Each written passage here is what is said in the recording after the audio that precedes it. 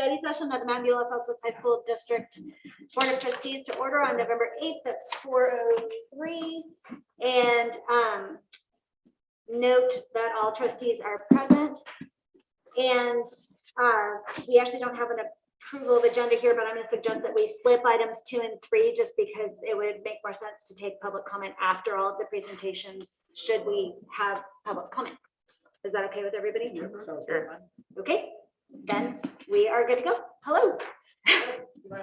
I would. I wanted to start off by saying that as a Board of Education from the beginning, I know that this data report has been something that everyone takes extremely seriously and really does thoroughly reviews and always has wonderful contributions to where we're going and what we need to do.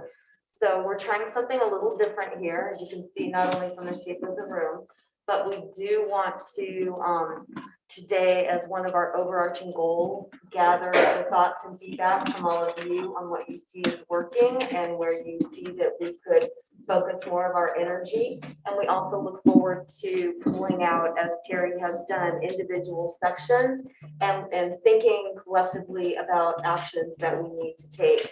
I also want to thank Terry and her department who put together this binder and the great work that we had to review for the last week, and then also share that our other team is here to support, because it's important that we're all part of this together with Mike, Michelle, and Layla, and that we will have a place to try to record some of the big ideas that come from today and the questions that arise from the data.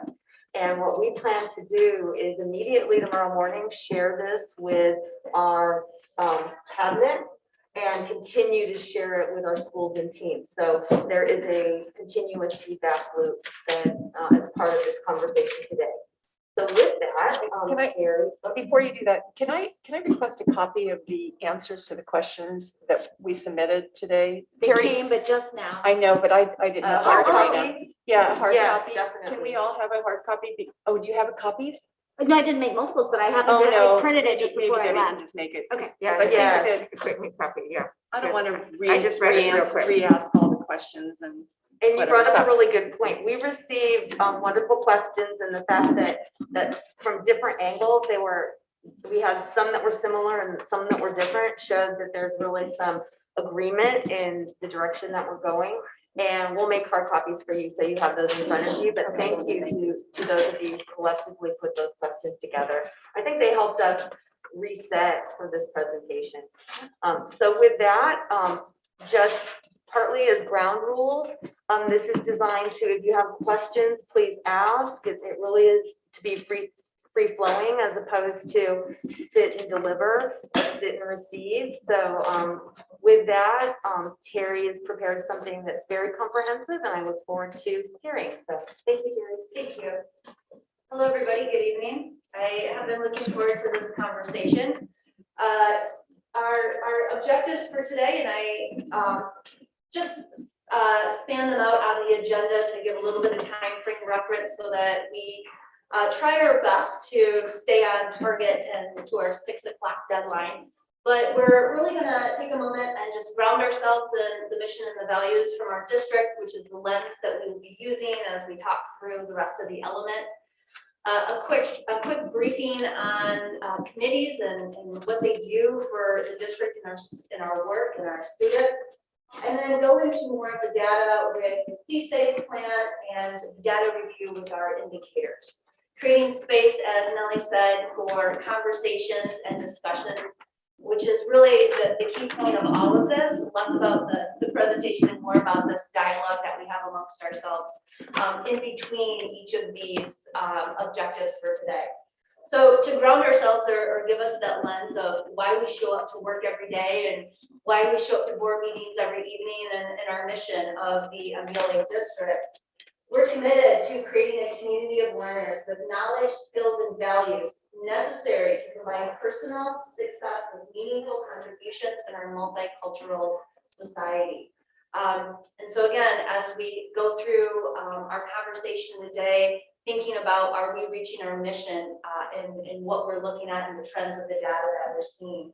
Our core values reach this mission with the quality in reference to our professionalism and our excellence in our classroom, the empowerment and in reference to supporting our teaching staff to be innovative and driven and creating excellent 21st century education. Teamwork, creating space for collaboration and collegiality at all levels and all angles from the classroom to the district level. Personalized, caring environment to support the individualism that is needed for student learning, and continuous improvement, which is why we're here today, is that we continually need to reflect on the assessment and the data to see where we're at and what those next steps to continue to improve and support our students will lead us. And then again, our goals, whether they be the board goals or the LPAC goals, and quite honestly, if I could fit them in, the WASC goals would be showing alignment with our mission, our core values, and what we strive for each day. And so as we begin into our first topic, which is our committees, I love the concept of the whole is greater than the sum of the parts.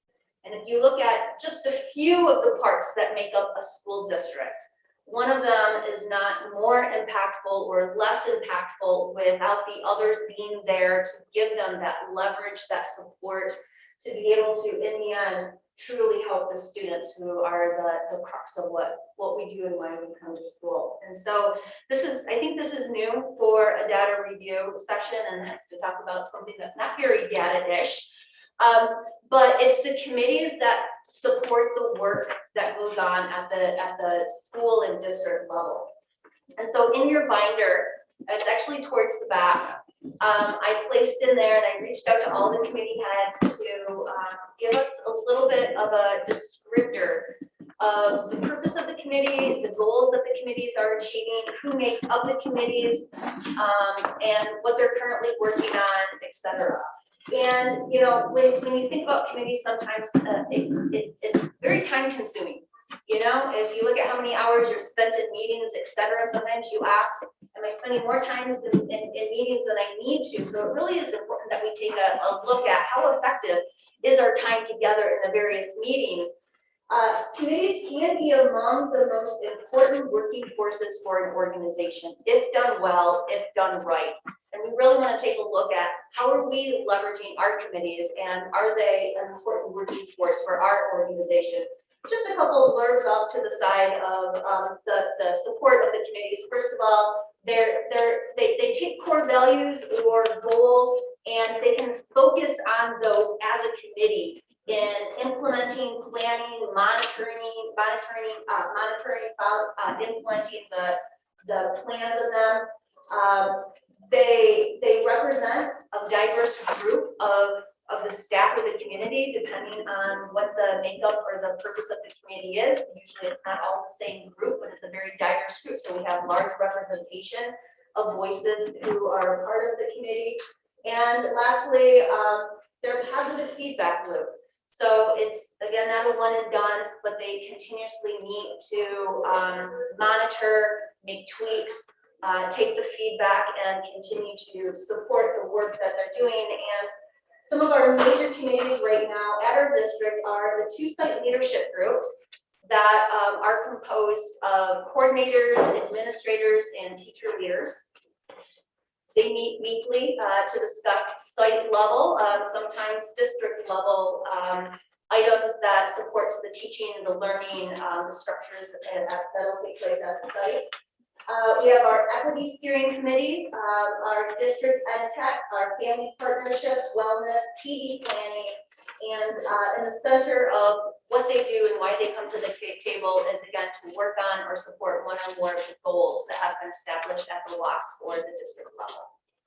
So, Carrie, excuse me, can you tell us which ones are new? I mean, because some of them have been in existence. So Thank you. Just to highlight which ones are new. Yeah, and my flasher doesn't work on the screen. Okay. So the equity steering committee is going into its 2nd year. The district ed tech committee has been up and running for 7 years. The family partnership is new, going to be working this winter into early winter, late winter, it'll begin. The wellness advisory is about 4 years old. And the PD planning committee started last spring. Thank you. So some new committees to support the core values where we saw a need, we put together a plan to support. Hey Terry, quick question. The only one of those that didn't send you a little write-up for the binder is Ed Tech. If they have a one pager or just a little, you know, a few paragraphs. I mean, I have a general broad sense of what they work on, but if they have something, that'd be great. Yep, It's also that should have been facilities, in right? there. Yeah, there's also a Also facilities facilities, committee, but I don't know. I don't know how, Yeah. there's probably so many, yeah. These are maybe the 5 most targeted at Yeah. students. So that actually goes into our discussion. Oh, What can we do to support the committees? What can committees do to further their effectiveness and their efficiency? If you were to give suggestions to them, how might we support their needs illustrated by the data that we're looking for? And then what I just heard are, what are committees that currently exist that we should elevate to here as well, that we need to hear from? And perhaps there's a gap and a need, a core value, a goal that could be supported by a committee, or maybe a committee's work could, an existing committee work could support that goal. So again, you know, we had about 10 minutes on this. I took about 5 minutes to do my intro. I'm flexible with that time, but I know that, you know, the data is something that we're really interested in getting into, not necessarily talking about committees, but wanted to pause and just get feedback from you so I can take it to the committee leads, as they have never really heard from the board before on their work and what, you know, you want from them, what your thoughts are on what they do, etc. I would love just a once in a while update from all of these committees. I mean, if it's after each meeting, there's a quick summary. It doesn't have to be like the detailed minutes, but just a heads up of, you know, hey, Ed Tech met and they evaluated 3 platforms for teachers and, you know, 3 were accepted, or goal is X. You know what I mean? I don't want to be deep in the weeds, but I would love to just know what they're up to. I don't know if others have remarks. No, and also to know if we need a new technology plan. I think our technology plan is a long time out, and it went through several directors of technology. So my question would be, do we need to look at that? But, and maybe also, this is the overall one, but maybe we could have another diagram that shows committees that are supportive of these, which is getting back to where you talk about the bond or something else, or some of the other major ones.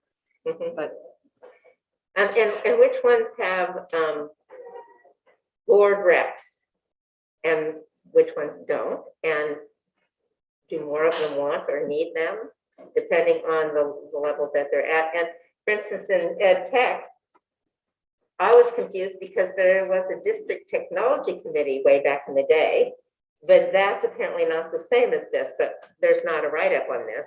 So I'm not sure how if that committee still exists, or they're the same, or Yeah, so my understanding, that committee has not met for quite a while. yeah, like years, I think. Yeah. But I'll write that down as a note. Thank you. A district-wide. So one thing I'd like to see is, you know, so I went through the information. That's great, the vision, the mission, kind of maybe the overarching goals that are there. But it would be nice to have then maybe a subset of measured goals that the committees are looking to accomplish, maybe within 1 year time period or a 2 year time period, whatever that might be. But what are the measurable goals that we can look at, and then maybe get updates on that, maybe once a year or such that as a board. So I think it's something that I think it's important for us to understand what, you know, if, you know, how we're improving, right? And if we need to make changes, and what changes do we need to make. Thank you.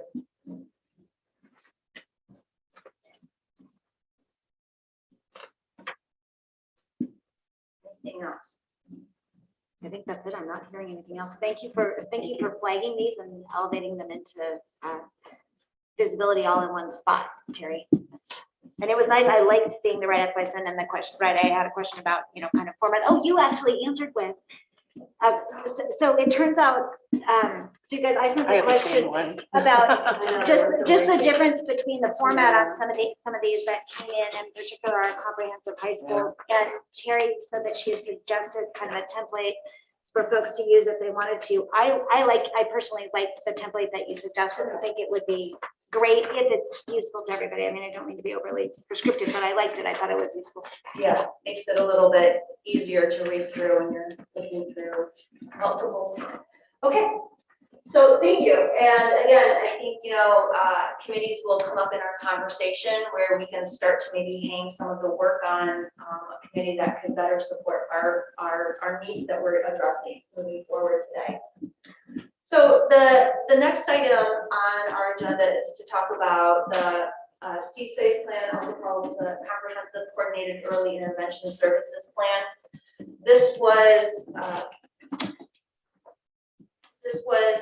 brought to us by our state, although we 100% are embracing our actions on this and have taken this serious and have now had more focused and targeted support in growing the support of these early intervention systems with looking at the data and coming up with some root causes that have been very helpful, as well as the way that multiple voices have been a part of this process.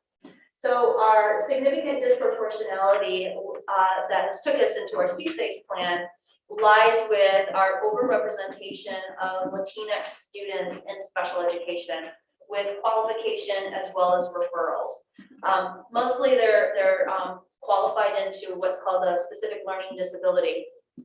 But because insignificant disproportionate means that we've been disproportionate. So if you look at our school enrollment data, the Latinos go from the 27% all the way up to around 46-48% in special education.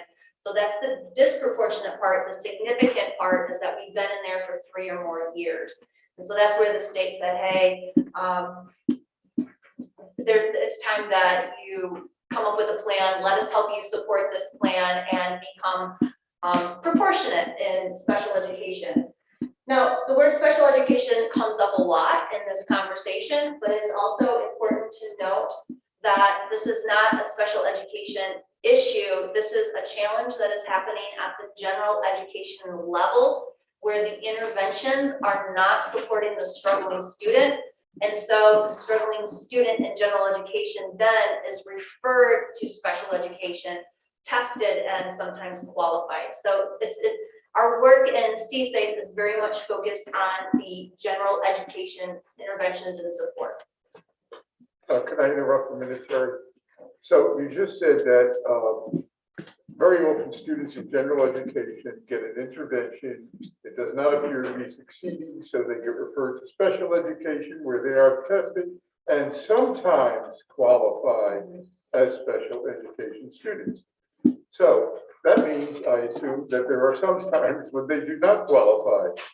And in that case, what do we do to analyze what happens between the failure of the intervention and the disqualification from special ed? Because the kid is not special ed, but he's not succeeding with our interventions. What kind of analysis do we do? That's a great question. Michelle, could you write that up in the questions? Yep, that's a good follow-up to look at those non-qualified. Thank you. And just a portion of that, in order to be designated, I know you know this in special education, is that you have to test 2 deviations away from the norm. So conceivably, if you have a student who is struggling and then they're referred for testing and support, then when you test them, you find that not only are they testing at a low or at-risk level, but they're also performing at a low at-risk level. If they're low and low, if you will, then they typically will not qualify for special education. So students who fit in that category could conceive, they will still need more even, but it's not necessarily connected to a learning disability. So that accounts for some of it. The other would be the reverse, right? Where there could be a student who is right within, performing on the high side, but also performing high, but has something that they know they need to correct. So if they're performing high and they test high, they're still not qualified. They may have something else, and I think you're gonna speak to that with all the 504s. Many of our 504 students are performing at a fairly high level, testing at a high level, but have some other health or other support need. Thank you. Sorry. This is just a quick question you can answer without putting it on the board, not here though. I'd like a definition, the definition used by whoever it is that decides we are significantly disproportionate with respect to some group. What is the definition of significantly disproportionate? You don't have to answer now. Just send me the official definition. Okay, but I will tell you off the cuff that it is 3 or more years being disproportionate with a certain demographic in a certain area. So that's the significant disproportionate piece. You mean disproportionate? So if a group represents 25% of the population, but 26%. So you want to know what that percentage is? I want to know, Fair enough. right. Yeah, Okay, thank you. well, that's a good question. Okay. 66? So they make up roughly 27% of our overall population, but referrals were as high as 66%, and the number of students being referred to special ed. Right, but I think But what he's Bill looking wants to at know is what state. is the official threshold? Right. We know what ours is, but what's triggering it? Right, Yeah, we know what ours is. exactly. Is it 10% or, yeah, the trigger to that person? Yeah. Right. Is that correct, Bill? I'm sorry, I didn't mean to put words in your mouth. Yes, thank you. And also to remove students that were in special ed and middle school and then are reclassified and not in special ed once they get to high school, and the reevaluation process on that, I'm still not totally clear on that. And also how you end up with 504 instead, or seems like there's an awful lot of 504s too. Yeah, so I think that question will come up again when we look, so everybody's on the same page with the demographics, although I know that you've already looked through that, so we agree. Mhm. So again, when we talk about committees, there's several committees that actually helps to oversee and implement our CSACE plan. The leadership team, which is the decision makers of approving or disapproving the plan, and that's the district administrative and site administration. Our stakeholder group, which is a large heterogeneous representation of parents, students, teachers, counselors, administrators, that gives input and reviews and is a part of the process from beginning and to end. And then we have the core implementation team, which is IST, myself, Fabian, and Heather Morale, who we're the worker bees. We do a lot of the prep work, we do a lot of the writing for the reports, we do a lot of the data gathering to be able to take to leadership and stakeholders. So there's a lot of work that goes behind this. And when we go into the data, and I know that you've all seen this, so just to make sure we're on the same page moving forward, what we see is with Alta Vista, and then if you go to the back of the binder with under CSACE, you'll see the comparison of also the college now and middle college students, and how there is an overrepresentation of Latinx students being transferred to Alta Vista, where there is stronger representation at college now and middle college of white and Asian and few Latinx. So we're talking about interventions or alternatives to education that supports the diverse needs. We do tend to have different demographics being overly represented at the different programs, and we need to take a look into how we can give stronger access to our middle college and our college now to our Latinx students. For our specific learning disability, which is a category within special education, it's more of a subjective testing category, where if somebody has a hearing disability or physical disability, that's very objective. The tests and the qualification for specific learning disabilities is a little bit more subjective, and we see that we have an overrepresentation of our Latinx to our other two demographics, white and Asian. And But again, if you were to break that information, and we've been looking at this data for a long time, as long as I've been on the board, I've had it as long as Phil's been on the board. And to be quite frank about this, I don't think we do. I think we're doing a disservice to the Latin community in the sense that because we put that whole group into one and we're saying Latinx, you look at your data that when you disaggregate the Latin community, and you look at regular ed relative to everybody else, there's a huge difference. And the regular ed kids are performing just as well. I mean, I looked at the data as well as the Caucasians and Asians, if you look at it. Yeah. So I think, you know, we put these numbers up there. And I don't know how you guys are analyzing it in the back room, but I just get the impression that we're really not looking at this correctly. And I think we're, because you know, we put these broad racial, you know, categories up there, and then we're saying, oh, this is what it is. And that's why I think we need to be careful, you know, are we really solving the problem that we want to solve here? So part of the CSAID plan, I appreciate you saying that, and I agree, this is the data that our technical assistants created for us. And so we're using that data to share with you as we go through our indicators. You'll see that we do go through the subgroups at more detailed level.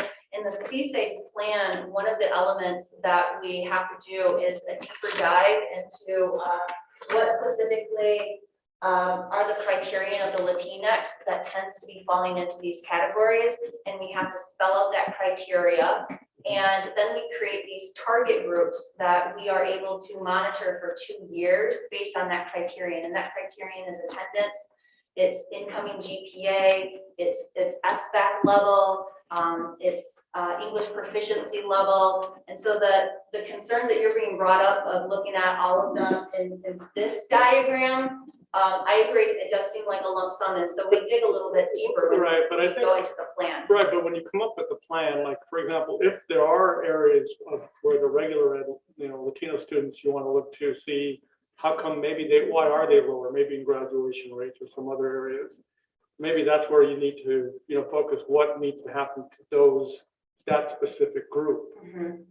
But I think when we looked at, you know, we had the audit a few years ago, they had mentioned that really it's socioeconomic issues that really are the main, and that if you break that off, that's where you'll see, really, that's where, you know, when you look at the number of students that are going to Alta Vista, looking at going an SLB, that's where you'll see the real cause, really, or not, maybe I don't know, cause or the real factor that we have to look at, and not make it so race-based.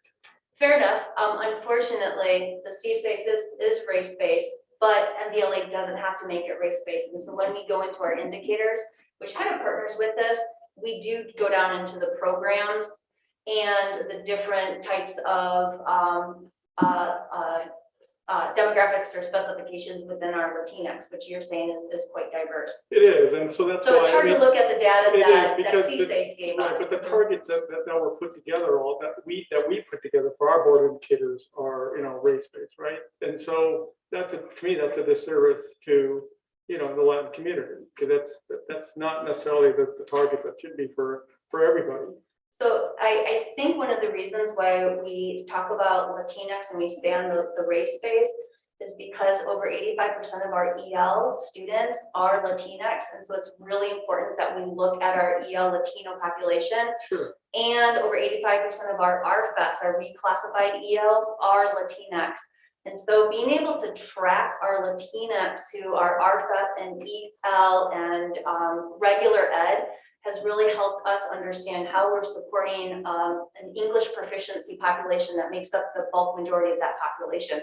And then we do go into programs like SED and SPED and 504, et cetera, to get a different angle of that. And so hopefully in the binder, you see that we have a mixture between digging deep into the Latinx population, because there are some very specific needs that are unique to the Latinx. And then we also have our regular programs that looks at SED, SPED, 504, Avid, that gives different types of demographics that we can also see how they're being supported or challenges within.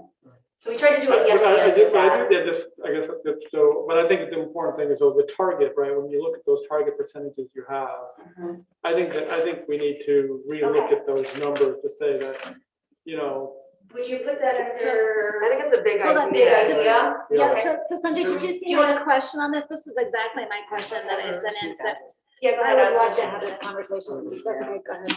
So Sanjay, if you want to just finish that, you were saying, look at the target. so, yeah, for so we, Latino. yeah, because you have, right, so you have, and at the end of this section, right, you basically have the target Yeah, numbers. that's the question I sent in, yes. Right, right, so you basically, we put the Latino target, right, you have this column Latino target.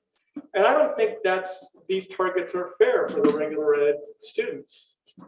Well, I don't think, Those aren't targets, those are just, no, they are targets. These There's are a whole targets, cat Latino column targets. labeled targets. There's no page Latino number on this, target. I can't. There's no page, it's the last 2 pages of the If you look at this section. here, I don't know if you know. So okay. I wrote down, and as I'm taking Right, notes, so it's a big Latino idea. with an actual. What other Latino target. lens do we need to Yeah, use no. in addition to race? And I agree, if you have, if you're looking at everyone who's a Latinx student, you're missing, it's going to hide really the problem. Because students who are very much struggling within that 65% or within that 85% are harder to find unless you really dive in. Take off the group that is succeeding and then look to see why they're succeeding. Because if they're having the same struggles and they have the same demographics and they're succeeding, there's data in that. But then also look at those that are not, and it helps you hone in to support them better if you do it that way. So I agree. I think, as you're stating, the CSA is a flawed process.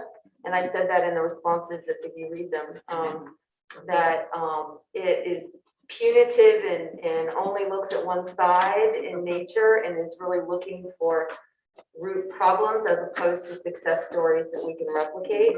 So, but yeah, that's a question that came up from about 3 of you. It's a really good question.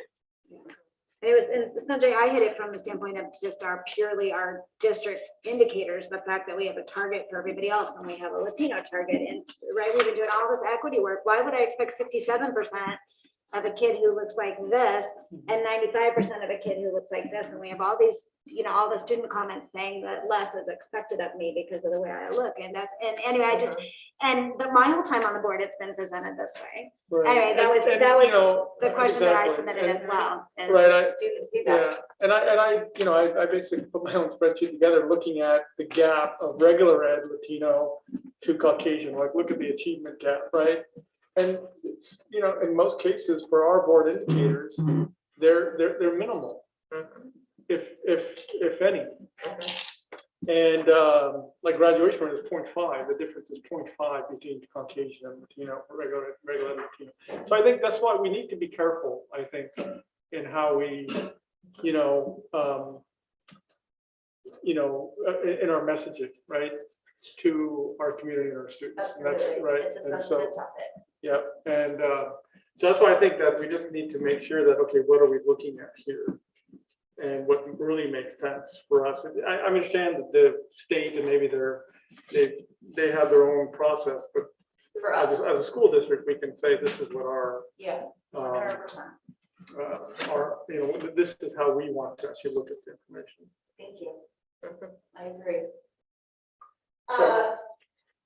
Yeah, I was just going to say that some of this is a matter of presentation.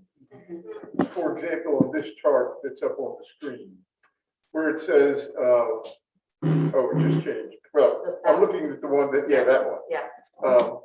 The one that said Latinx 72% in 2017-18. So suppose that 72% were broken up into SED and non-SED, just in that one column, right? And then you do the same thing for all the other columns. But that would tell you at a glance that, oh, most of these kids are also SED. And I think it would alleviate some of Sanjay's concerns, with which I agree. Right, and I think Brigitte did that a few years, I remember looking at that many years ago, and I think she Talked did. about this Yeah, we before, talked about but this. nobody here was thinking that. And that was a thought I had as well. When you're looking at Alta Vista, by definition, they are credit deficient and they're not attending. So this, not that, I agree with you on that, but this shows the number of students where, within that program that's already a critical need group. The same with SLD students. So you can see 65% of them are learning, disability. They have a specific learning disability. So you can see that within that group that's already pulled out the students who are successful within Latinx and white and Asian, that there's still a much larger number. So that kind of proves your point on this slide. But the targets, I agree. I think we need to look at what is our expectation. That is a great idea. So for the next slide, the A to G will get in later for the indicator, but the 504, and again, this was broken down a little bit more in your binder as well. It just represents who at the district are mainly accessing the services of a 504. A 504 preliminarily starts with the doctor's recommendation of some sort of disability, medical issue that can kick off to having the initial evaluation of having a 504 implemented. So if I can ask the question, so yeah, I mean, I was, so just to clarify this table, these tables here. Correct, yeah. So if I understand, is the grand total, the total number of applications for that year, and then, broken down again, with each category. And then the yes means we accepted them as a 504, and no means we did not. That's correct. So can you explain that disparity between, especially, when I look at between, percentage wise between Caucasians and Hispanic especially? There seems to be a disparity in terms of, how many are accepted relative to the applicants. Is there differences? Do we know why? Yeah, so that would be a good question to follow up on, so I don't over speak of lack of detail. Usually the yes or the no to getting the 504 accommodation or not has to, so I might need to dig a little bit deeper into this, to be honest with you, because I'm looking down a little bit further and I'm seeing 1,400 no's. So let me circle back on what the yes or no's are referenced to. Okay. Okay. Yeah. Unless okay, let me circle back and see if I can get that for you quickly. Okay. So then the state moved on and talked about referrals into special education. They said 2020-21, we had 111 students that were referred, 38 were Latinx, 23 Asian, and 45 were white. Had some overrepresentation with a population of our Latinx, and then out of those 53 that were assessed, 32 qualified, 11 Latinx, 10 Asian, and 2 white. And then we also have students that are coming into our district with an IEP already, and out of the 2020-21 students, 98 freshmen came into our district, and 40 of them were Latinx. And so you'll see one of our root causes that we need to strengthen is working with our partner districts. As our significant disproportionality is not just who we refer and qualify, but it is the overall population in the special education district. So on that slide, so can you explain a little bit about the process of how a student is referred and then the process that happens afterwards once they're referred? Yeah, so a referral can happen in a couple of different fashions. One is a parent can reach out and recommend special education testing for X, Y, and Z. And in that case, we have to respond back within 60 days and initiate the testing. The second and more common practice is, another common practice is that we initiate an SAT, a student assistance team, or an SST, a student success team. And in that team, we try to use it as an intervention first. We come together as teachers, counselor, administrator, depending on if the parent referred or not, the parent who said, my child's needing help, can we do some help? And in that, they talk about what the challenges are. They go around the table, they hear from the teachers to see if these are common challenges, is there a theme? And then they start to talk about interventions that we could be using in our general education class to better support the student accessing the curriculum or behavior, attendance, etc. If those challenges continue in that SST process, that team process, over the course of monitoring, then when the team reconvenes 2 or 3 meetings later, special education teacher and psychologist is also on that team. They may determine at that point that they should test the students for special ed because of all the interventions that have been tried.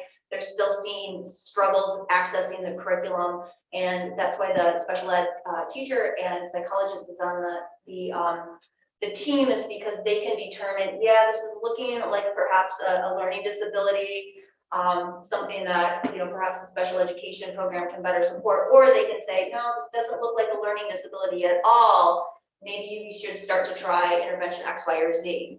And so those are the 2 ways really that they get referred, is one through the SST process, which is this intervention system that's trying to keep them successfully in gen ed, or a parent reaches out and starts that referral right away through our special education department. And sometimes our special education department will try to refer them back to the SST and say, hey, let's meet as a team first. Let's really talk about what the challenges are and see if we're missing any of the interventions that we can try first. And they try to go through that process. Okay, and along those lines, so they entered with the IEP, but did you re-evaluate them to see if they didn't need one after all? That's actually, no, most likely no. And so that's been a conversation that we've been having, is do we start to do reevaluations? That's going to be a huge capacity. Transitions from freshmen, from middle school to high school is already a real big undertaking with all of the meetings, and sometimes there are many meetings that take place for each individual student.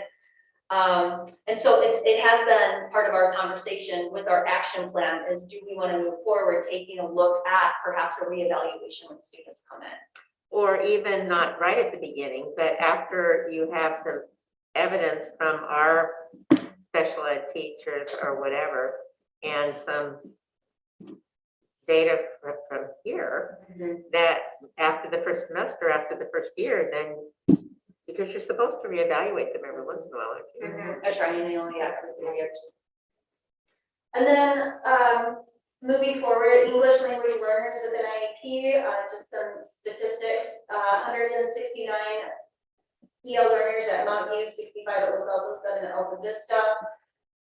66 English learners with an IEP, 37 of those are at Mountain View, 20 of those are at Los Altos.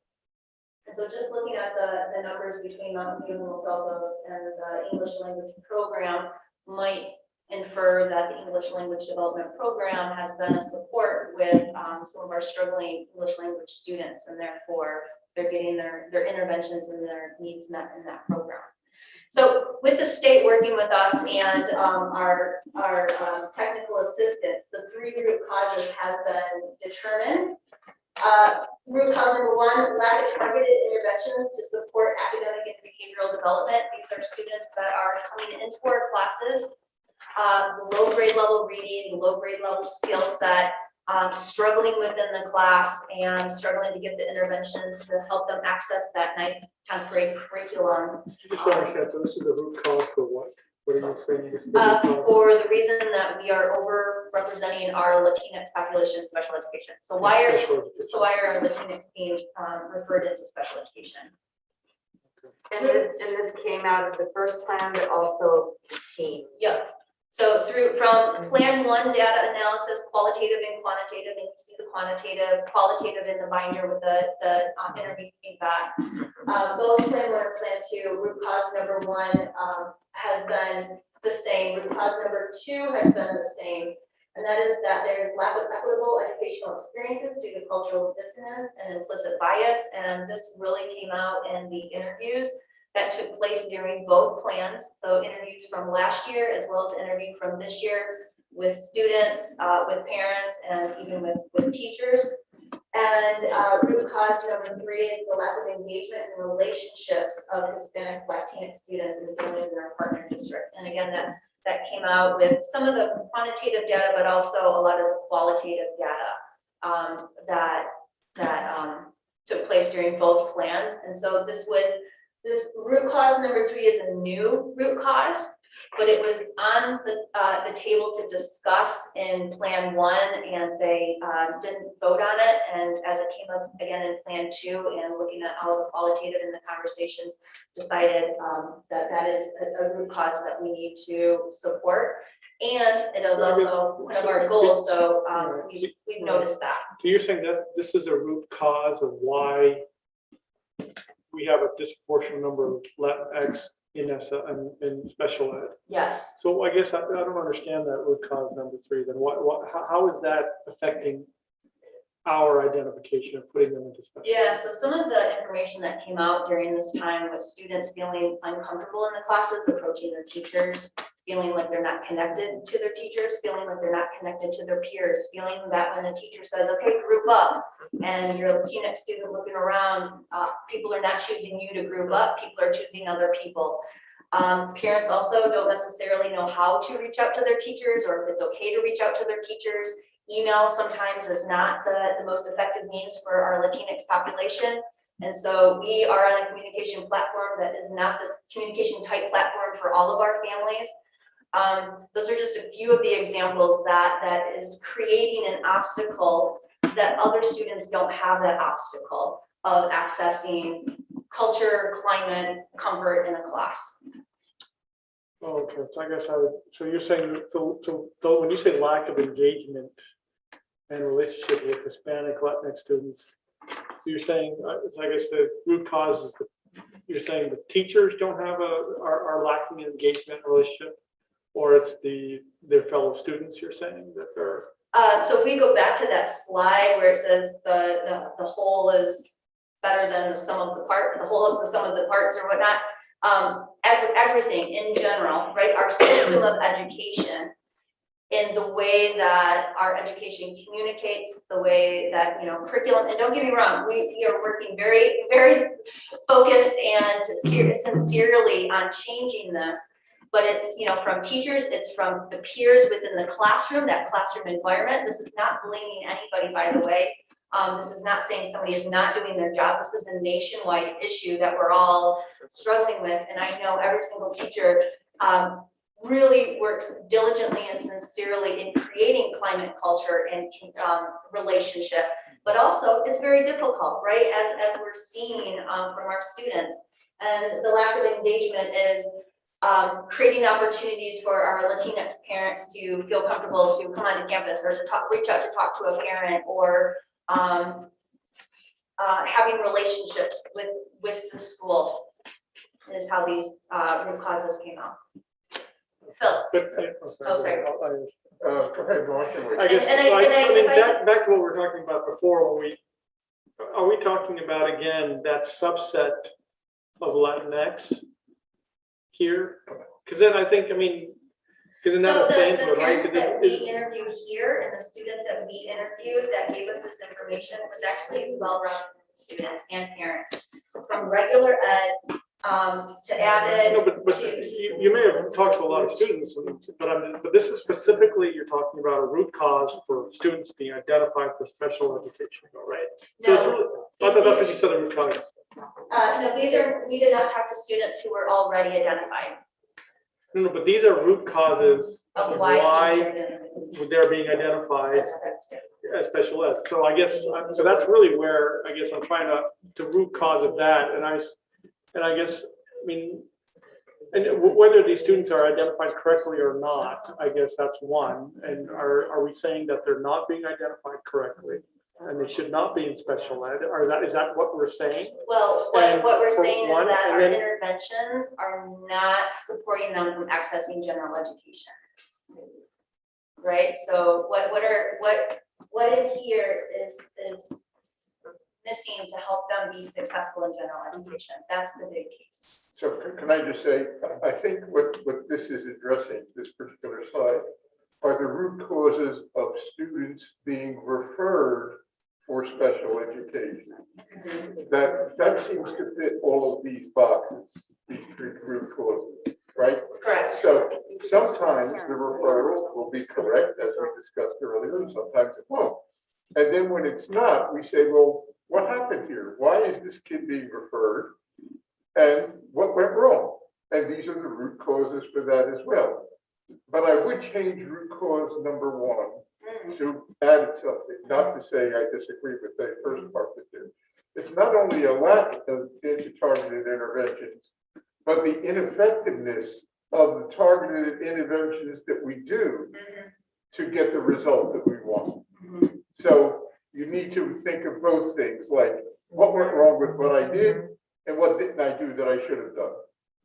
That's I a think really that- good I point. think that actually is stated in the actual root cause that's in here. It says, and appropriately targeted interventions to support their academic and behavioral. needs." That's in the root cause that's listed here. So it's helpful to hear this because my core team was discussing whether those root causes were too confusing for folks and too Yeah. wordy for folks, so it was simplified. Yeah, But I'm hearing with the simplification, you took out a key element. because you even bolded it in here, the targeted interventions. So Okay, thank you. It could be as simple as lack of successful targeted intervention. So I want to acknowledge that we have an hour left. Okay, and so we're not, wait, can I just ask one more question? yeah, I want to stay on this for as long as you guys want, but also just want to let you know the time frame of how much we have left. So the root cause one is repeated. So it's the same one for 2020 as it is for 2021. But the root cause 2 and 3 from Two 2020, is the same. 2 is the same as well? Okay, it's just reworded then. And 3 is new, and what we took out from the plan 1 is lack of what's called a multi-tier system, the MTSS. Oh, okay, that's We fine. took that out because that's more of an action item that goes with root cause number 1. It's not a root cause in itself. Because root cause is worded differently than it is on the second one. So I just was wondering if we had higher prioritized root 1 and 2 and 3 for this year. Okay, okay, makes sense. No, yeah, 1 and 2 is the same, just reworded different. Okay, got it. All right. And from reading what the parents and all the surveys said, I agree with root cause 3. It seems like there is something that we're missing in that kind of connection. Yeah, I was thinking about your flower of committees Yeah. earlier. DLAC is one that, you know what I mean? We have so many, we have lots of committees going on, and I actually wrote Nellie a note, and you know, that flower is kind of our in-house district cabinet leadership types of committees, but under that is a whole other flower of parental stuff going on, and but that would fall into this root cause 3 as far as engagement. Yes, good, thank you. And it was actually very emotional to read some of these These were things from the hard. parents and the These students. were hard. That it's like, parents don't understand what goes on at school, and I'm going, yeah. In other words, they're clueless. They have, if they came from a different country, in some cases, they aren't educated themselves, and they just have no idea what's supposed to go on. It's hard So to how can they navigate help the their system. kids navigate it when they don't know themselves? I was just kind of hoping we could hear some of the positives. Yeah. I mean, everything was totally negative, but there wasn't anything that showed what they thought was actually working that we could bridge upon. You know, it was all And including the board part. that was brought out in our leadership. Lynn actually brought that out, saying, you know, when you hear the positive feedback, it also lets us know what's working well, so we can make sure that we continue that. She shared the notes with me, and that was the notes. That was the only thing. So and then I wrote back to you, Debbie, that I think this is just reasons why we need to continue to have these focus group conversations with students and families, and not that this be the one and done. So we can hear both angles of that. I think that what you're saying really points to why we can't just take this D-SPACE plan and go straight from that plan. We have to integrate it within our own plan, because if you go out and hit people with a stick when you're doing this, it will not work. You will turn people off, and it really is just poor management. So I think it's understanding their role was to come in and tell us the really bad news. And then our role is to highlight the positives within that and to talk about the bad news, but talk about what we're going to do about it.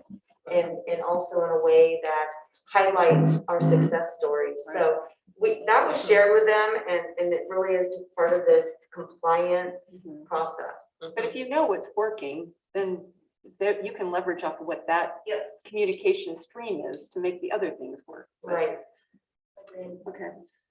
Okay, so we're gonna move to, thank you for a rich conversation, some very strong, powerful feedback on our C6 plan, and we will continue to bring you updates as we move forward through our plan and implementation. Moving into the data, I'm a big Albert Einstein fan.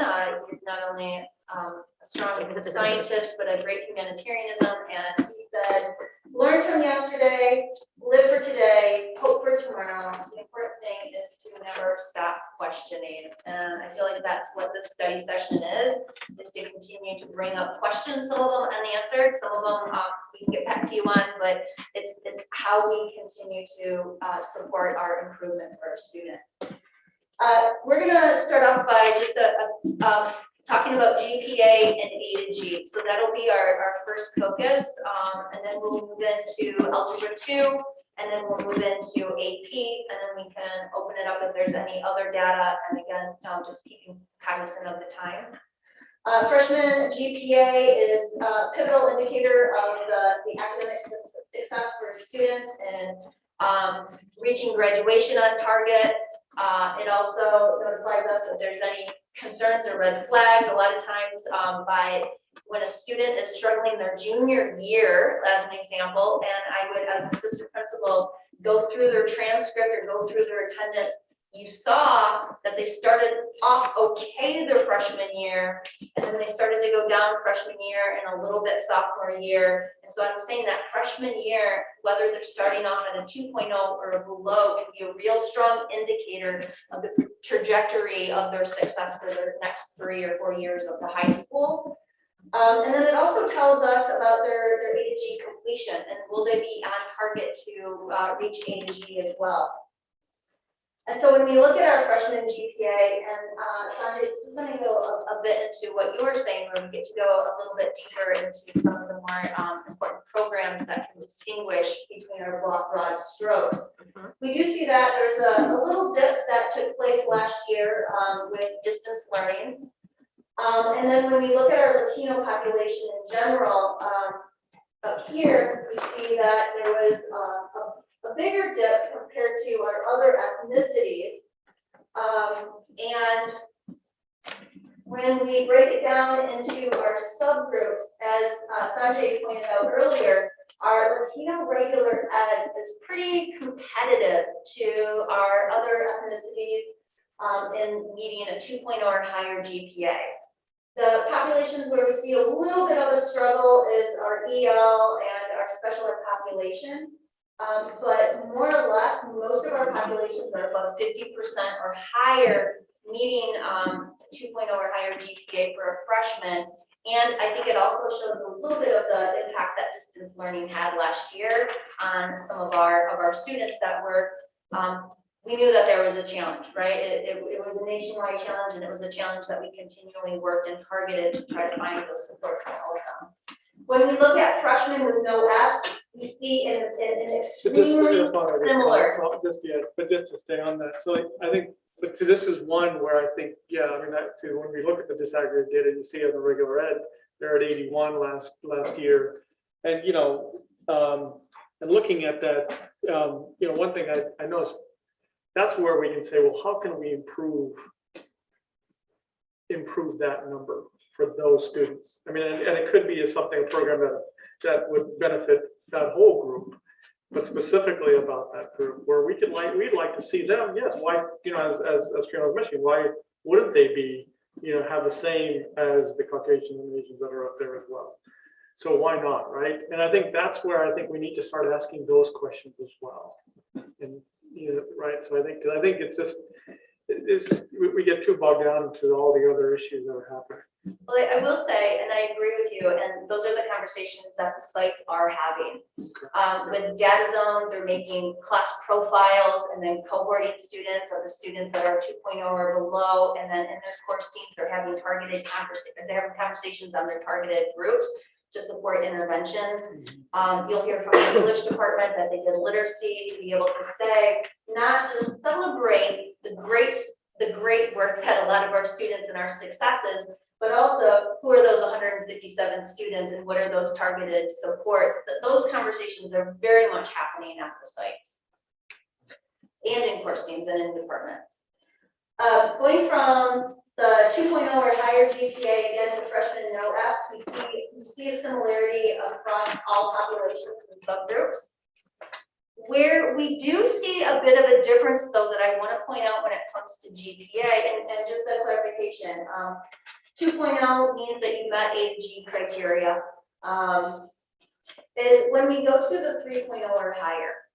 This is where we see a little bit of more of a disparity. So when you jump between the 2.0 GPA and the 3.0 GPA, we can see that there's a 30% difference between our Caucasian Asian and our Latino population. And when you look at the Latino regular ed, I'm just going to go backwards a couple, where our Latino regular ed was pretty competitive with our Caucasian and Asian with a 2.0. When it goes to the 3.0, we see a bigger dip in that. Yeah, and that's what I noted that as well here. And yes, that's where we need to figure out what's happening. And so when you consider what a 3.0 GPA means versus a 2.0 GPA, it's really showing mastery, strong proficiency in assignments, essays, assessments, etc. It's also perhaps an indicator that they're going to go on to that next level. So if they got a 3.0 in Algebra 2, they're probably going to go on to Trig. If they got a 2.0 in Algebra 2, they may not take Trig next year. And so it's really it could be a stepping stone into higher level classes as well. And then as we again dig deeper into our Latino subgroups, we do see a stronger disparity between our 2.0 and 3.0. And even though there's a dip in our 504s, it does, our 504 population does tend to be a strong support system in keeping students proficient or at mastery in their classes. But again, there is a bit of a dip between our 504s with a 2.0 and our 504s with a 3.0 or higher. And then lastly, AG completion. This just promotes college career readiness, UC readiness. You have to have a C or better. Something important to note is that all of our classes are A to G approved, except for some of our EL classes. So EL 1, 2, and 3 are not A to G approved. And if it's a ELL class, like social studies ELL or bio ELL, those are not A to G approved. EL4 is approved as A to G, and our SEDI classes are approved as A to G. And some of our special education classes, if they're SAI classes, they are not A to G approved either. And so when we look at certain demographics and why they're so low, we need to have an understanding that it's not because they're not successful in an A to G class, it's that they don't have access for A to G completion because of the program that perhaps that they're in. And so when we look at our indicators for A to G, which is again college and career readiness, we see strong trends in our Caucasian and our Asian and African American. Our Latino regular ed is also pretty competitive with a little bit of a dip, but better than the 3.0 dip. And that takes us to opening up for a conversation on this. I didn't want to stay too long on the talking. I really wanted to just give us some talking points and then ask for us to open this up for discussion.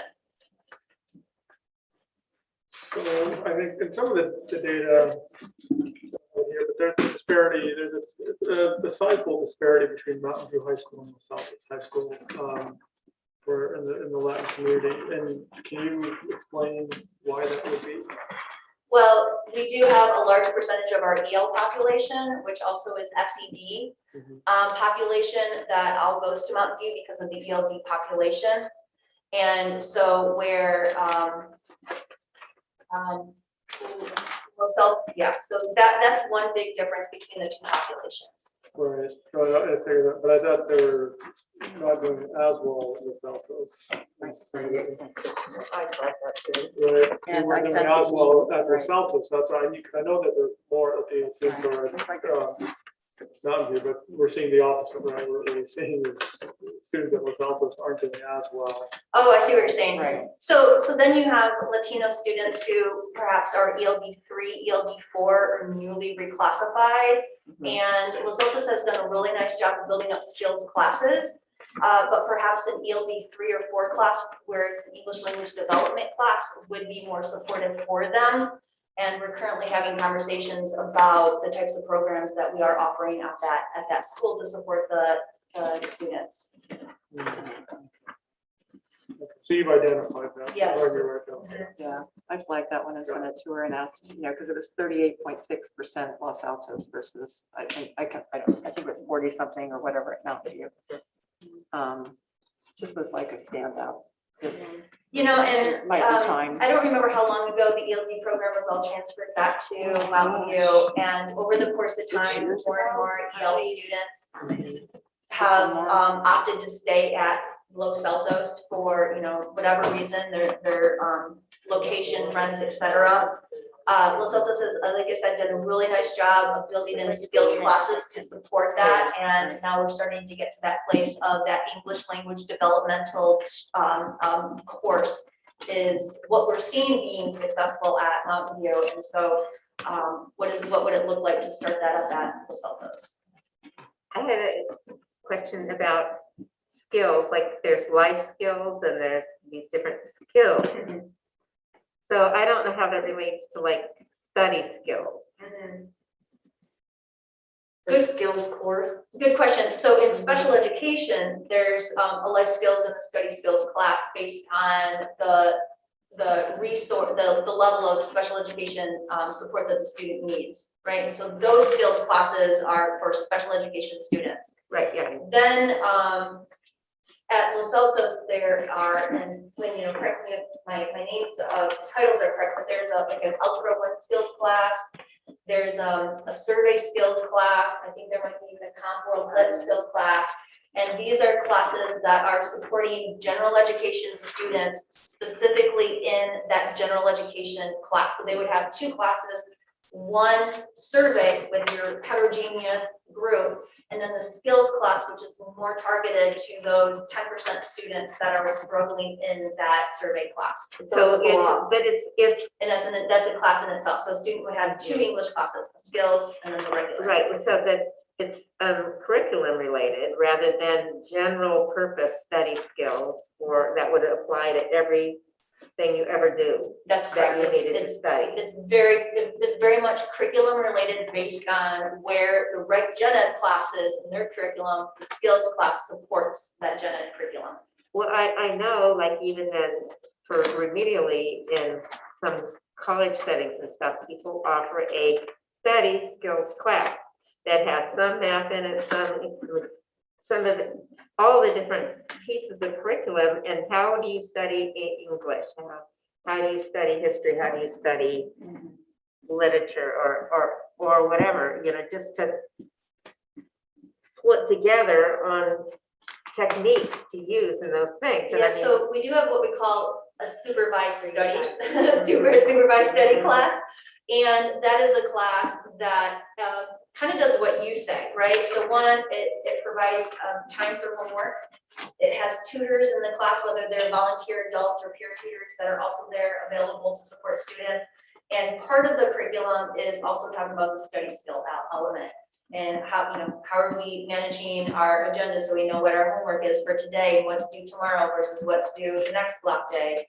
How are we preparing for tests? So it's giving some of those skills to be more of an independent learner, as well as giving time and resources to help the students who are struggling with the curriculum. and how many of the students in these different categories are in a class like that? Most of the students that are in the supervised study, and there's roughly about 3 supervised study classes per site, is primarily made up of Latino, reclassified students. So students that have been reclassified from ELD, but are still having challenges with being successful in the class. And that doesn't count to AG. No, and that is not an A to G class. Some of our students in supervised studies, so we try to catch them as freshmen.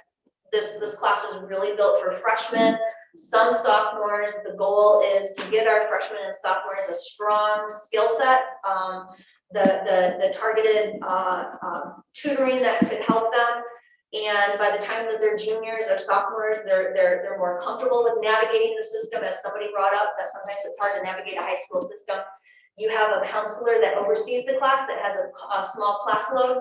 So they're reaching out to parents, they're building a relationship with parents at a much greater frequency than our other counselors because they have a much smaller caseload. And so they're trying to make the parents also be a part of this support system for their child's education and helping the parent navigate the system.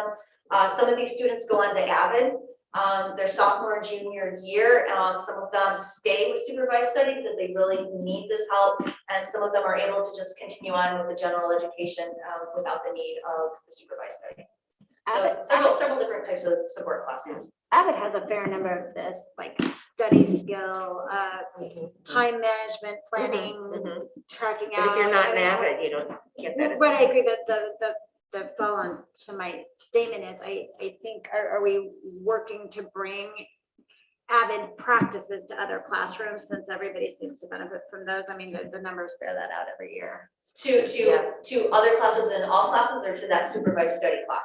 I mean, the answer No, is no. yes in general, but No, into every classroom because so many Okay. of those practices are just really good practices for kids. And I know at one point in time there was an effort from our Avid folks to try to at least get those core components in to other classes. there continues to be the forgot the name of the Avid Committee. That has parents, students, and department coordinators from each site. And the purpose of that committee is to be able to go through the department coordinators to continue to have conversations about Avid strategies, Avid needs, just support. And Avid has a program that we don't have that focuses on English learners. And so they have it kind of an EL component, one of their strands. And so that's another possibility as a support that we could consider. Because once they test out of EL, then they're RFEP, then there's this gap in you know that they're not a grade level, yet they're not EL. So they don't get the supports of EL, they're in that limbo. And so that is designed for kind of those 3, 4, 5, if 5 doesn't exist, but that limbo period. Is there a way to get Avid into partner districts? They had it at one. Mountain View Wisconsin had it at one point. No, they don't have. Mountain View Wisconsin doesn't have it now. I don't know. No, and let me circle back to give you a stronger answer, but I know that our Avid coordinators worked very closely with one of our partner districts that even though they didn't have Avid, they were trying to give them certain types of supports that were Avid-like without having to do all the Avid and the finances and all that kind of stuff. But I haven't, since the pandemic hit, I kind of lost touch of what they were doing and if they were doing it, but they were definitely they're trying to find ways to support the Avid program into that partner district. In both K8, The one already has it. I'm pretty certain that the one already does has. Mountain View Wisconsin have it? No, Mountain View Really? Wisconsin does not. They had it years ago and it was surprised it's canceled not for whatever there. reason. Okay. So Yeah, they had program at elementary and middle.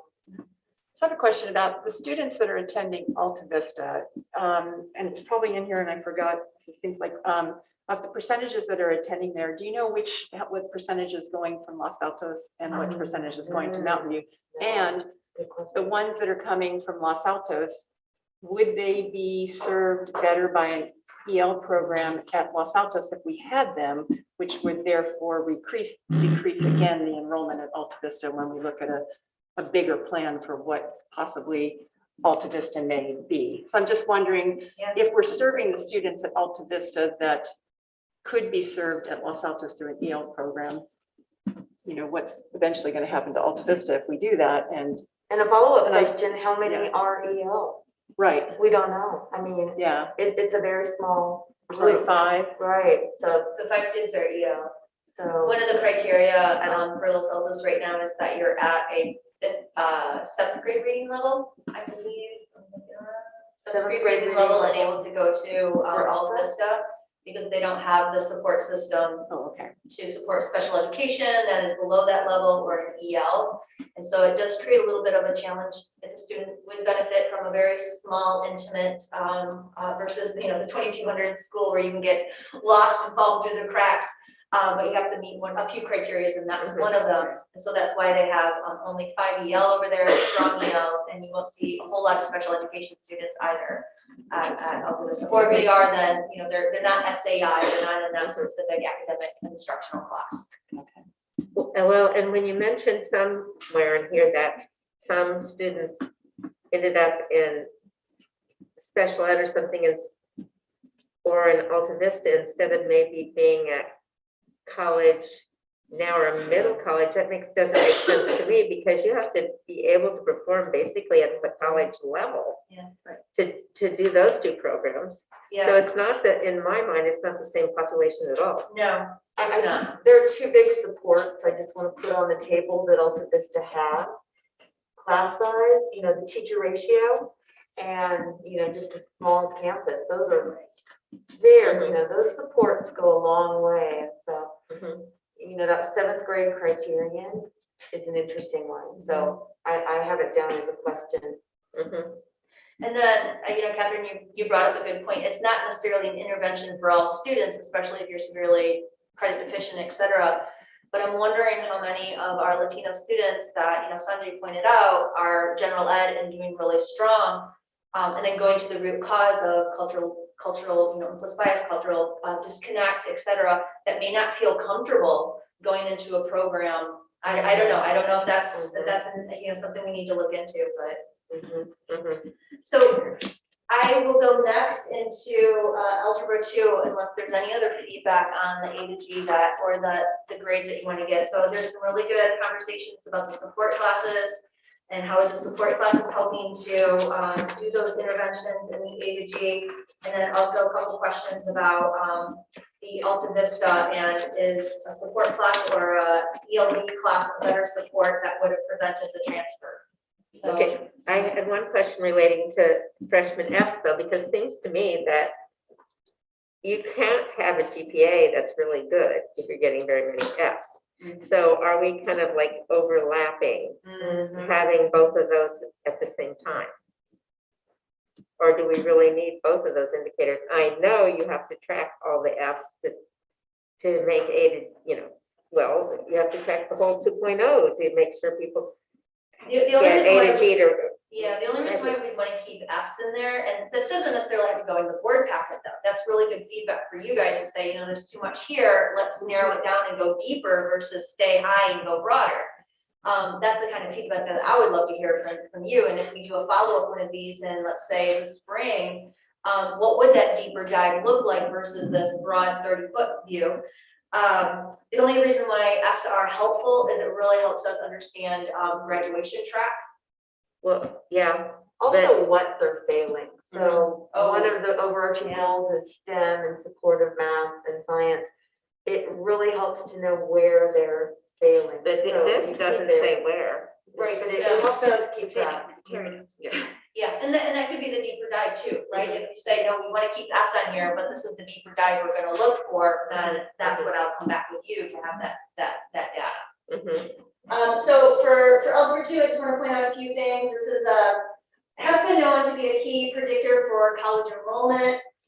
It is a stepping stone into higher classes of math. And the foundation several years ago supported Algebra 2 classes by lowering the class size, so it's a smaller teacher to student ratio. And what we've seen over the years is small increases. So yay, with students being successful in Algebra 2, our Latino regular ed doing very strong in Algebra 2. We don't have the 504 data in there. I talked to Shawnee, I cannot remember the reasons why that didn't get pulled out in there, but it's not that there's no 504 students in Algebra 2, it's that data didn't come through. So I know that you have this information. So I thought you would just jump right to the discussion on this, as well as seeing where we are with time. And one thought I wanted to throw out to you guys to also have conversations on is number 3. There's been more and more conversations of alternative pathways after geometry. So it tend to be this funnel of everybody taking algebra 2. This is the gateway, you have to do this. And lately there's been some more research that says, well, you know, you could diversify that next year of science.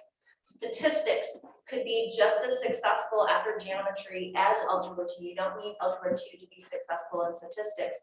Or maybe a data science, or maybe a computer science, and a computer science can now account for a math credit. And so is this something that we perhaps want to start having conversations about as well, is opening up that next level? So turning it back to the 6 of you, questions, comments about algebra 2, the data that you're seeing, and I know that these are similar trends that we've seen in the past. Probably nothing is standing out. But still good to reflect on and think forward with. I really do like that alternative path thing. I am a software engineer because I was a math major in college, and I got to way higher level math, complex analysis and stuff like that. I'm going, whoa, I don't know if I'm, up for this. And so I took statistics and computer science, and I love computer science. I mean, that is a really good, testimonial on how that can really work well for people. It's very much full of application. Yes, So exactly. funny, because I was a math major as well, and I switched and got a degree in computer science almost because of the same thing. Yeah, well, I took my degree Not that it was easier, I in just math enjoyed it too. more. Yeah, in math anyway, but then I got my master's in computer science because of all that. But yeah, so the thing is, what level of math is probably needed to do some of the engineering and hard sciences? And that we need to be careful not to encourage somebody to skip algebra 2 if they're going to be, I don't know, a physicist, or I don't know how much more math you. That's a good example, any kind of engineering. Yeah. So they did say that if you're planning on a STEM, and maybe this is too early for our students to really be thinking through this, but if you're planning on a STEM career, algebra 2 is pretty crux. Yes. Yeah. That's the thing. Alternative pathways for those not wanting to go into engineering or STEM. You know what I'm saying? So I think we just have to be careful though, because these are young kids. Yeah. They can make that decision later on. Yeah. Maybe they'll learn algebra 2 in college. Or they'll figure out, hey, I do want to do engineering. I want to do it. There's enough stories out there of people who picked it up later in their life and became great engineers. So I guess, but I think we do have to pursue this, especially the computer science thing. I think is very important. If that's an option where they can actually, learn a computer language, which could be very applicable for them later on in life, and then they realize that, hey, they do have a joy for this because they're seeing the application of that, of all that algebra knowledge that they have, right? They can see the application of it and put it to some use of building a game or an app or something, right? But you're saying be careful not to replace it with the algebra 2. No, I'm thinking it should be replaced, but if that's something we can put together where we can. I understand the issue though is that the SBAC test does look at algebra 2. So that's the problem that we have, is the SBAC tests on algebra 2 concepts. So if we were to replace a computer science, we'd have to figure out how to make sure those concepts that are going to be tested on an SBAC, that they're able to, learn them in that computer science class in some other way. And I don't know if that's possible or not. I don't know how that would be done or if it can be done. Well, that's but interesting. Yeah. Right. But Because that's something the that has state to be. has to figure that out, but the state has to also figure that out to say, okay, if we're gonna let districts do this different thing, then we need to fix our test. Right, so that's something that have to, so I don't know, so I'll leave it up to the experts on that, but yeah, that's just something that needs to be. I think we need to check in with colleges as well. I mean, if you decide to skip out, are we limiting them in what a college application will be looking for? But I get a question though, is ALG 2, and I should know this, and I apologize that I do not know this.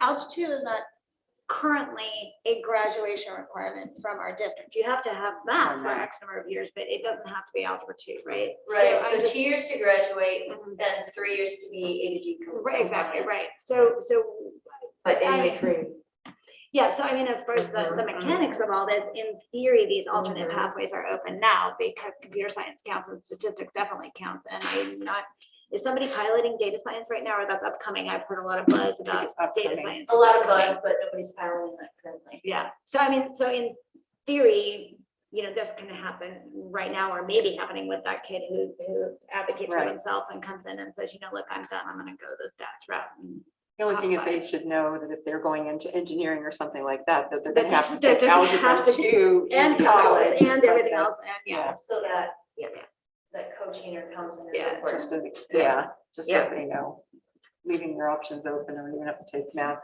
101, algebra 2 in Right. college or whatever it is. and now that thing, I think I'm that, missing my train of thought here, so. one of the things we have to avoid, if we can, is locking a student out of a future pathway. Right. And I see our emphasis on algebra 2 as one of the ways we avoid that. I don't mind if they take statistics and computer science afterward. I can't imagine you being a serious data scientist Yeah. and not knowing algebra Yeah. 2. Yeah, I mean, you need to know a lot more than algebra 2 right, Yeah. to do that. Okay. But to program a computer with the current high-level languages that are available is a pretty simple task if you're at all logical. Well, it teaches you logic too. What? It also can teach you logic Yeah, through the language itself. yeah. But it's one thing to program a computer to do certain tasks and quite another to program it to do other tasks. Mhm. And the level of sophisticated thinking that you need for some tasks is much higher than the level you need for other tasks. That's why you'll have some people with a degree in computer science making $80,000 a year, and some people with a degree in computer science making $280,000 a year. Mhm. So there's a difference. Yeah, I agree. So, but one thing though, is that I think, and maybe Terry, you can speak to this a bit more, is I think the issue though that the students are facing, especially the students that struggle, is algebra 2, and I recall Brigitte mentioning this as well, that it's a real stumbling block, it's a real obstacle for kids, the algebra 2. And it's a major issue for these kids to just get it, and it just causes them to go to depression, it causes them to just basically not like school, right? And then they struggle in other places. So I think that there were some, this algebra 2 seems to be this major obstacle for some of these students. And I think, maybe you could speak to that a little bit.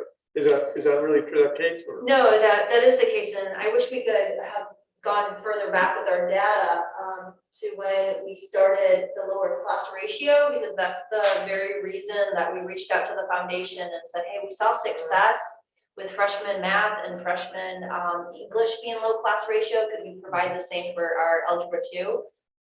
For that very reason, that some of the students, it was a stumbling block. They were not successful in it, and they felt like there was too many students to be able to raise their hand and get that help that they needed. And so, what I could try to find, or not try, what I can get for us is going back to before, because I think we started the low class ratios. Maybe it was 6 or 7 years ago was when that got implemented, and seeing what the difference made between before and the after. So what you're arguing then for is more classrooms, because we have smaller class size and we have to have more classrooms. Well, I think the comment was from Mike. That was from Mike. I actually was looking at our My gosh. population and our RFEP students, who are typically lower and being competitive with their peers in a lot of different areas, are being more successful in algebra 2. Mhm. I'm wondering if that's because of the shift that we've been making with, hey, we really need to take this class as a super serious gateway, not just A to G completion, but elevate it to higher than that. And, I remember there's times where it ebbs and flows, but there's been times where Algebra 2 teachers would have the same release period so that they could work together on a regular basis planning, not just once every other week or whenever they could find time. We lowered the classroom size. We took them to series of trainings over the past to really take a focus on this. And I feel like we're seeing some of the successes come out. But again, I would love to go back a little bit further in the data when we started this journey to see if I'm correct or if I'm, if we did actually see a strong shift with all those efforts. Yeah, that's good. I would like to go back in the data and look at that, but also some of the things that Sanjay said. I don't know whether we have data to back up everything that you said, but it would be very interesting to see if we do. Yeah. Because if Sanjay was right in what he said, well, there's a problem for sure. I don't know whether it's all algebra 2, but there is a problem and we should know more about it. So that's just a matter for a deeper dive into some very important things. But I think these are the things that we need to have if we're going to make an alternate pathway that doesn't use algebra 2.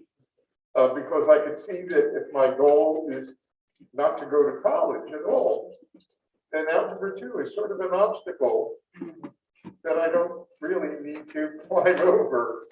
But as I said before, I don't want to lock people out by not having them have that experience. So there's a delicate balance that has to be done here. And I'm not sure we're ready to do it with the data we have. What would be the data that you feel would be helpful to that conversation? Well, I mean, certain students who are not succeeding in algebra 2, let's focus on them and say, what is it? Were you just so discouraged? Were you unprepared for this? How did you do in algebra 1? How did you do in geometry? How the heck did you get here? Did you pass those courses? And if you pass those courses, you should be able to do this. Yeah. Okay. Thank you. Also, through all these things, I have this notion, and then when we get to some of the other categories too, that could, and the course teams and everybody is working on interventions and this and that, but some of them require like an extra class, like the study skills or this or that. I have this notion that more time, and I know nobody wants to hear this, and I don't know if we can even do this in a public school environment. More time would give, and of course, more staffing resources, more tutorial hours, more,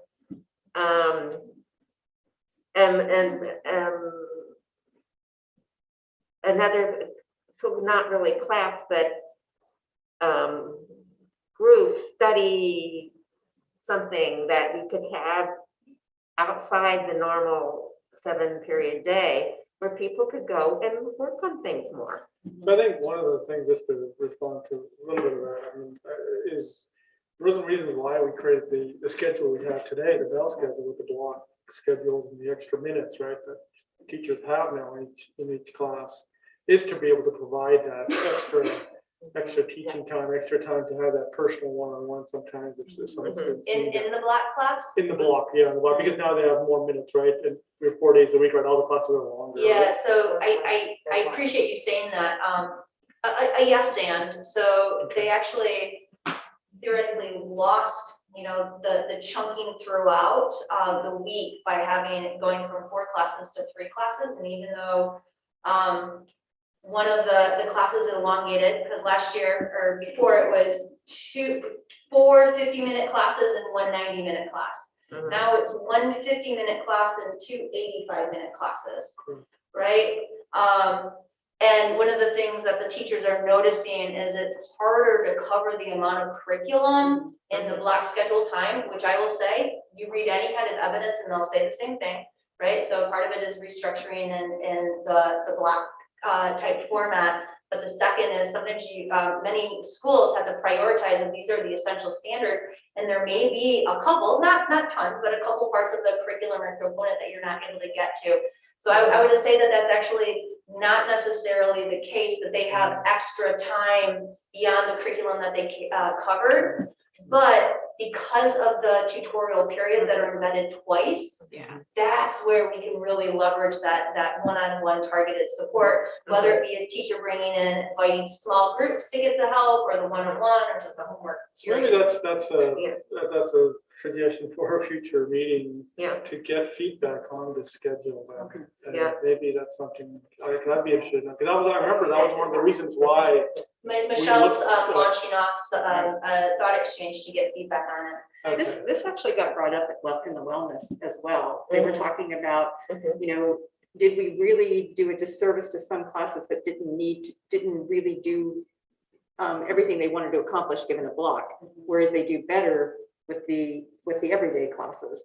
And I don't know if there's a way we can do a hybrid of that or whatever, but it is, I never even thought about it till it came up that, you know, my theory was that we had more time to do, you know, homework or helping students, but to lose some of your actual academic teaching because of the way it's structured may That not was be. definitely a big piece of the Yeah.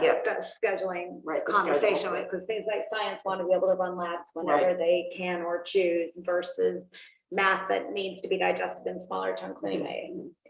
Well, I would like more discussion though on what's actually happening in the tutorials too.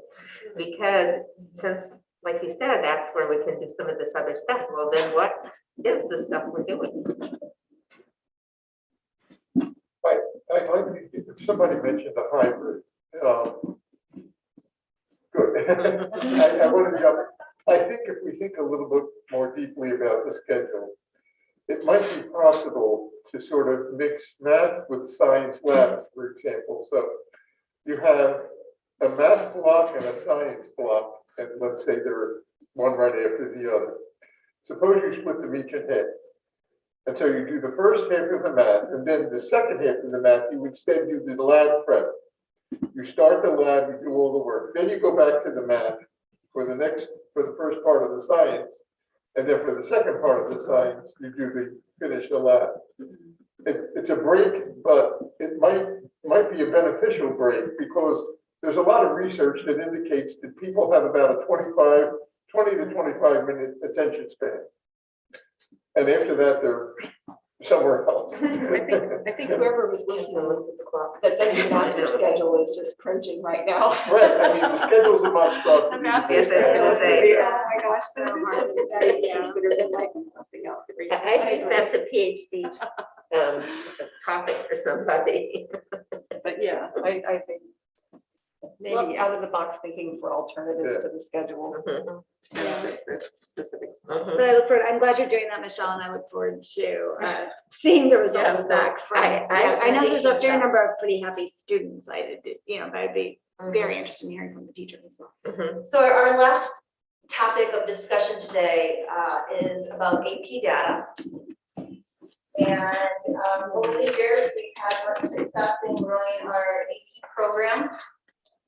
I won't spend a whole lot of time on the data, because I know that you've all looked through it. A couple pieces I'll just note about the data is that we have seen a decrease in almost all demographics last year.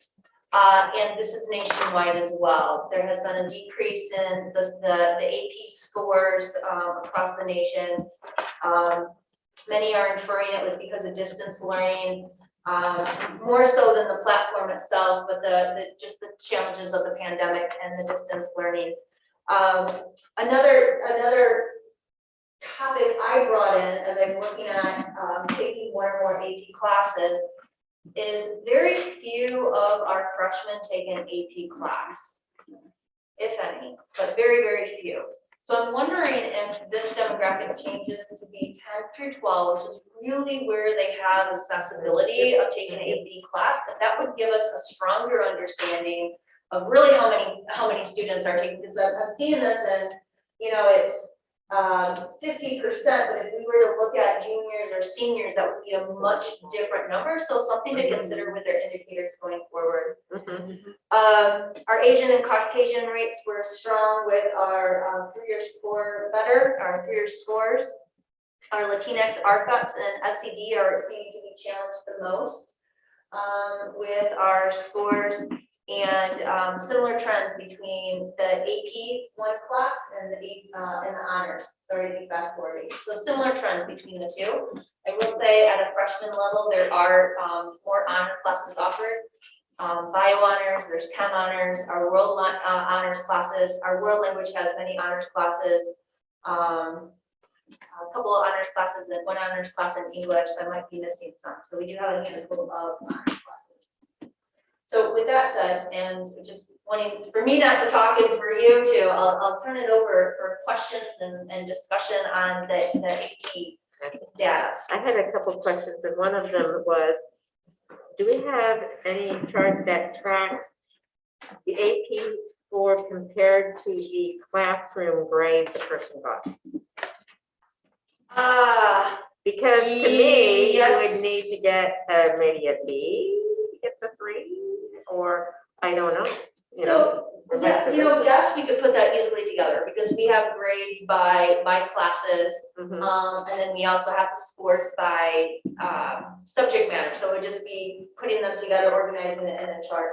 One item that we could look at though is our GPAs. So GPA of 3.0 or higher, and then our AP scores. And when we compare those two, we see that they're pretty comparable. Mhm. Now I know that's not apple to apple, but it does give you a little bit of a broad overview of, actually our 3.0 scores were just a little bit higher than our achieving a three or higher. But that could be one way to just take a big look at it, but I could definitely have my team put together a more side-by-side comparison of classroom GPA to Well, Yeah, scores. that's what we did in the past, Terry. We did that. Oh, really? Yeah, we always So had look that. at- We had the average. You look at previous annual data. Yeah, I you- did. You'll see it in other. Yeah, ones. Okay, Yeah. so this was built off of the 2019 and the 2018 data. Okay, 18 should have had it, because Yeah, 19 I was know an we got- abbreviated chunk, but Ah, yeah, so it's really fun though, because you can see, if the class score, if all the kids were getting A's and yet they all got, if the average AP score was 1.5, you're thinking, okay, where's, we clearly have a content disconnect here. We have a problem, right? And it was, it was just useful. okay, And and then- I'll have them bring it back. We just Yeah, did so a certainly repeat. not by student, not by individual student, just the average class. Yeah. Grade and the average class score on the Okay, AP thank test. you for letting me know that's missing then. and then my other question had to do with AP versus honors. Because we say one AP or more, and that's in their whole career, right? And then one honors or more in their one, but maybe they should be combined because some classes don't even have it. I mean, I'd like to see how many that are a follow-on, like you take honors chemistry and then you take AP chemistry? Or do you only just take AP chemistry? Honors and, yes, I see what you're saying. See, so Honors it's and AP for this a center. 2-year progression, if you will, and you'll be doing better in AP if you took honors. Mhm. I don't know if you can even do it if you took the Again, other it's harder, class. but you can. You can, I mean, you can do it, but I mean, how hard it would be to, but then there's other cases where you only have an Like AP world AP, history. like statistics, if we're gonna have another pathway like we're talking about back there, right now it's statistics by definition, an AP class. Mhm. There's an AP version and a regular version. There You don't is have a to take regular the regular before the AP. You do or you don't? You do not. See, that's what I'm saying. So, So your request is, if I can get it right, is to know what AP classes have a prerequisite. Would somebody be able to help out with there? Thank you so much. Yeah, thank you. To know which classes have a prerequisite before taking it, and I use that word loosely, and which classes you do not need to have that. and there's, you don't really need to put that together, but there are some in that category. And so I'm also wondering whether, then it's like a duplicate. You probably took honors and then you took the AP, so you now come in that statistic in both one or more honors and one or more AP. You know what I'm saying? So I'm wondering if we need both. Okay. I'm trying to understand Catherine's Yeah, request. I- I don't know that do we really need Terry to pull together which classes have? No, I prerequisites? said no, we It's don't. not I was that. just curious. It's more just, are we duplicating the honors and the Are AP. we doubling up in the honors and AP accidentally on those stats? Got it. My question on this actually was, well, anyway, it doesn't matter. Mine. So never mind. I mean, to me, I think that the fact that we disaggregated the honors and AP is an interesting.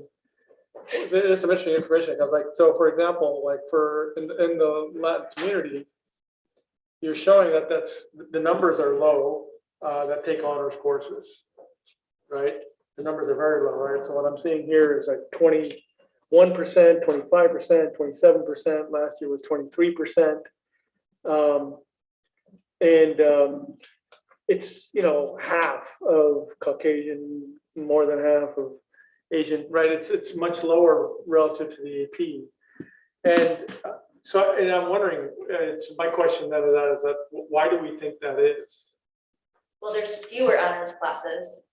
Honors are only No, offered. but I'm talking about, no, so I Oh, understand, sorry. but that's true for everything. So what you're saying is true. I know that there's fewer honor courses, but that's true for everybody. Mhm. But why is the percentage so low for the Latino community there? And see, that's why it's like, are we not encouraging them to take honors? Right, so where is that coming from, right? Why is that? I think that's the question that I'd like to understand. That's a great question. I wonder if that's a freshman year entry point kind of question. No, just because Yeah, I it don't know fixes a what- yeah, I little mean, bit if when it's you get just to in APs, freshman or it bumps beyond, up but- a little bit with Yeah. APs. Because but- the numbers are, I don't know. the numbers are very low, right? And why is that? And then, it is but there are more people taking AP because I think, like you said, there are definitely more opportunities of a lot of AP courses, AP psychology, Yeah, AP yeah, environmental yeah, science, there's a lot which is the track that you'll learn a lot of. So there's some of those APs, but Yeah. I think honors could be a pathway for them to at least Yeah. test their skill. Mhm. And I think we had talked about this, I know when Mhm. Marcy was here at the board meeting, the difference in rigor between a regular ed class and honors and AP I think is pretty wide. And I think that's also can be an indication where then they don't feel necessarily that they're necessarily prepared for that AP or honors course. And if that's something that I think we have to also look at to see, is it a big jump for them or not? And then if it is, can we do something with the regular ed courses, of course, and, Well, and what kind increase of, the rigor there. it'd be interesting to know what kind of advising is happening as well as we talk with the inbound freshmen and what are they getting from their partner district, from the 8th grade teachers as far as you can do this, we know you can do this, the supports are there, those kinds of conversations. It could also be that the focus has been on the 60% for the AP, right? Right. The College Board's been saying you need to hit the 60%, and we're at, we're really high. We're at 80% for passing, and they would like to see 60. So we've been pushing or trying to encourage students to take AP classes, maybe more than honors. I'm not sure. Well, there's so much more fewer Yeah. honors. Yeah. And most of those honors are progressions up to an AP afterwards, right? Almost all the honors are. But I would think most students No. would take, like, you go No. from physics to physics AP, I'm right? not sure if I understood the question, Kevin. Well, they're the two sequence. You take honors chem and then you take AP chem. There's not very many honors that there isn't an AP that comes after. Okay, well, the Is whole that math strand, so you can do Algebra 2 honors, trig honors, and then you can jump into BC Calc, for Yeah. example, but there's Science. not an AP trig that you then go to. So it's actually only mostly in science, because in English, you could take an honors English and then an AP English, but it's not necessarily a feeder. Our world languages have several honors before they. Yeah. But it does go to the advising and the counseling and also looking at, is there, the minute they come in, an honors course that could perhaps be created with students who formerly weren't in it with supports? Because once they start down a different path, it gets harder to get back in that pathway. And then Debbie, you were saying something when I got clarification. Oh, yeah, I was just kind of wondering about what the whole psychology is on why a student would take honors over an AP. Because, if you were to take chemistry, you could take regular chemistry or regular bio and then jump to AP, right? So if you started out with bio honors, would you even care to take AP? Do you know what I mean? I don't understand the whole Mhm. psychology this, on what the understood. progression was, you know? Because I think my kids would take physics and then take physics AP. They would never take physics honors if there was one. Right. You would just seem to Well, jump but in. you would choose between the college prep physics and the honors physics, and then you would go to the AP, you know what I mean? It's Right. that parallel. Mhm. Yeah. Well, because it's a two-year sequence. So you get a little credit. otherwise you duplicate. Mhm. Right, right. Yeah, that's why I'm thinking some of them are duplicates though, because you took the honors and then you took the AP. Yeah. So they're Right. So in that's both back to what stats. you were saying. I understand now. Yeah. Michelle, would you review with us our big takeaways from today? Sure. So, under committees, I have, for the committee,